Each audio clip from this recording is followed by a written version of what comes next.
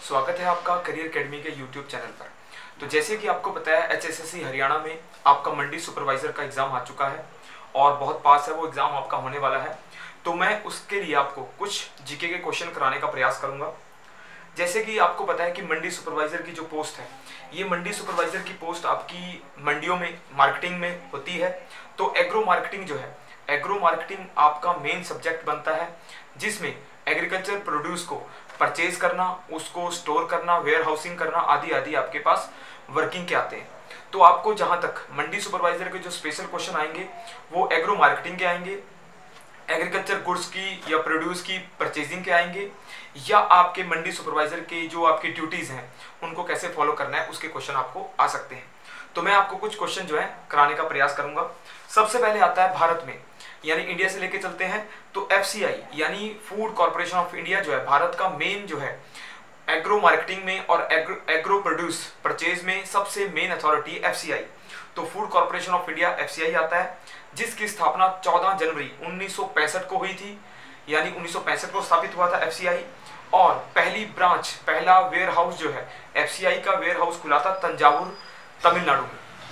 तो यानी तमिलनाडु से स्टार्ट हुआ था एफसीआई, पहली ब्रांच वहां खुली थी, पहला वेयर हाउस। हेडक्वार्टर आता है एफसीआई का दिल्ली में आता है, नई दिल्ली में इसका हेडक्वार्टर है। तो एफसीआई जो है भारत में वेयर हाउसिंग करता है, जिसमें फूड प्रोड्यूस को परचेज करना, उनको स्टोर करना और उसको भारत की फूड सिक्योरिटी के लिए यूज करना, इसका मेन पर्पस आता है। फिर आता है इसका एक मेन पर्पस होता है पीडीएस यानी पब्लिक डिस्ट्रीब्यूशन सिस्टम। पीडीएस जैसे राशनिंग सिस्टम कह देते हैं, जिसे हम राशनिंग सिस्टम को मेंटेन करना भी इसका एक मेन पर्पस आता है, जो मंडी सुपरवाइजर के लिए भी एक इंपॉर्टेंट एस्पेक्ट हो सकता है। तो आपको पता है फूड सिक्योरिटी हो गया। फिर आता है एफसीआई जो है एमएसपी पर परचेज करता है। एमएसपी आपको पता है मिनिमम सपोर्ट प्राइस यानी न्यूनतम समर्थन मूल्य, जिसको एमएसपी कहते हैं। तो एमएसपी के क्वेश्चन आ सकते हैं।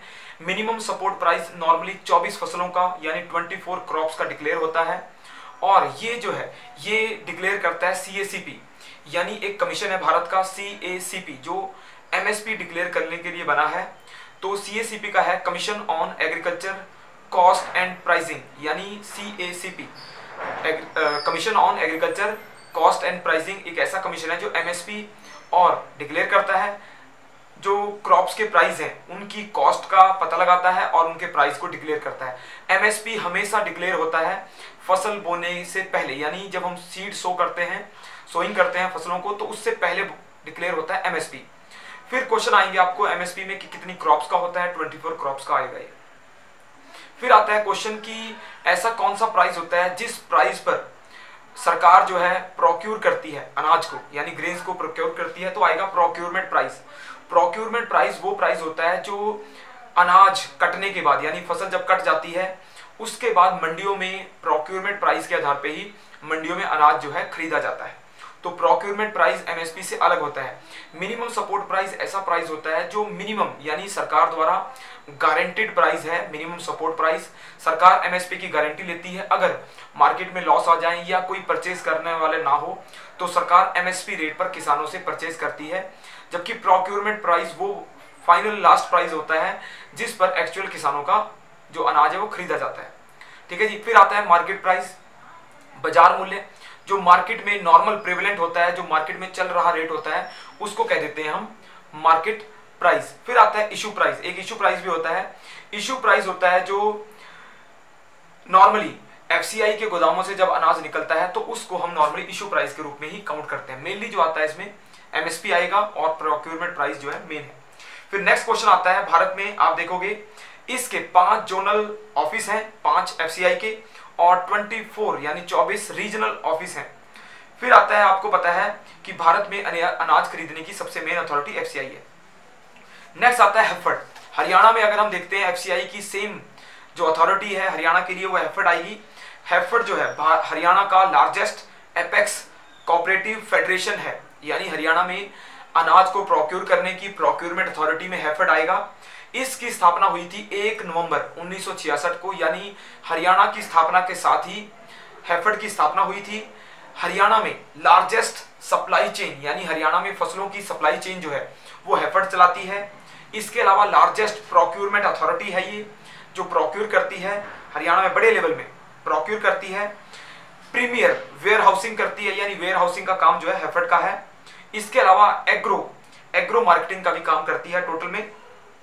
इसके अलावा कॉन्ट्रैक्ट फार्मिंग हो और ऑर्गेनिक फार्मिंग को प्रमोट करने के लिए हैफेड जो है काम करती है। इसके अलावा सीड हैं, फर्टिलाइजर हैं, उनकी सप्लाई करना जो है हैफेड का मेन काम आता है। हैफेड का हेडक्वार्टर आएगा पंचकुला में, इसका हेडक्वार्टर है पंचकुला में। नेक्स्ट आता है, ये हैफेड था, हरियाणा के लिए हैफेड ज्यादा जरूरी है। फिर आता है नॉर्मल इंडिया में एक क्वेश्चन आ सकता है आपको FSSAI के बारे में, यानी भारत में FSSAI जो है food safety standard authority of India. जैसे कि आपको पता है मैगी का केस हुआ था, तो FSSAI ने उसकी जांच की थी, इन्वेस्टिगेशन की थी। तो फूड सेफ्टी स्टैंडर्ड के लिए, यानी कोई भी फूड हम कितना खा रहे हैं और वो अच्छी क्वालिटी का है, उसको चेक करना, कोई भी आर्टिफिशियल फूड हो या नेचुरल फूड हो, सबकी क्वालिटी को चेक करना FSSAI का काम है, यानी food safety standard authority of India.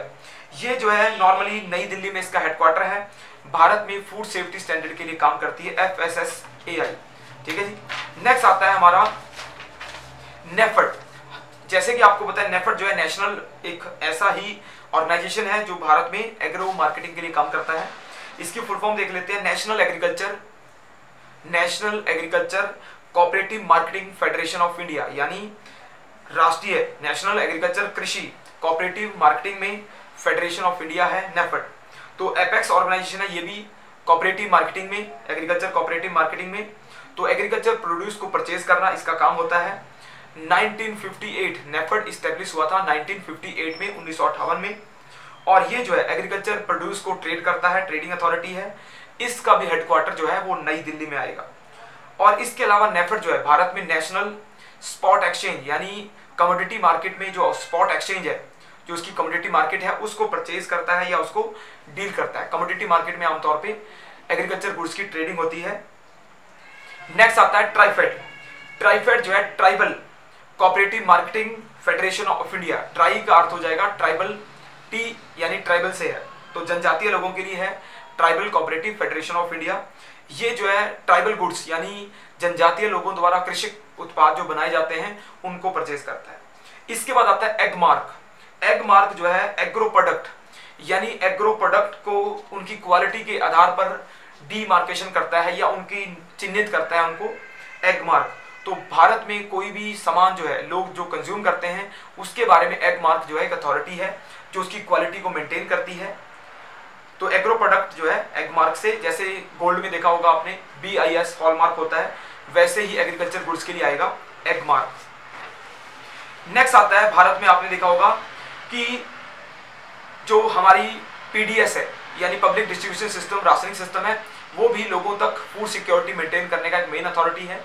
जैसे कि गरीब लोगों को अनाज, दालें आदि सब्सिडाइज प्राइस पे दी जाती हैं, तो वो लोगों के लिए जो है हमारा एक एग्रीकल्चर गुड्स को गरीबों तक पहुंचाने का एक सरकार का प्रयास होता है जिसमें गवर्नमेंट जो है सब्सिडी प्रोवाइड करती है।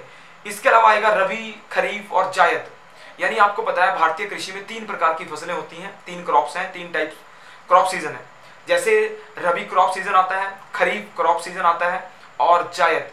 तो रबी जो क्रॉप सीजन है वो आपको पता है अक्टूबर नवंबर में जब कोई फसल बोई जाती है और मार्च अप्रैल में जब कोई फसल काटी जाती है तो रबी क्रॉप होती है, यानी गेहूं की फसल जो है रबी क्रॉप है। आलू भी रबी में आएंगे। इसके अलावा आता है खरीफ।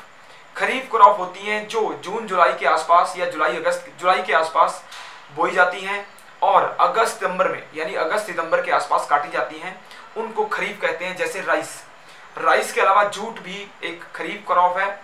जूट के अलावा ग्राउंडनट यानी मूंगफली भी एक हमारी खरीफ फसल है। तीसरी फसलें आती हैं जायद, यानी रबी और खरीफ फसलों के बीच में बोई जाएंगी हमारी जायद फसलें। फिर आता है जी, जैसे भारत में आपको पता है कंज्यूमर प्रोटेक्शन एक्ट है 1986 का, जो कंज्यूमर को कोई भी सामान बेचा जाता है या कोई भी प्रोडक्ट उसको दिया जाता है उसकी सेफ्टी स्टैंडर्ड से जुड़ा हुआ है कंज्यूमर प्रोटेक्शन एक्ट 1986।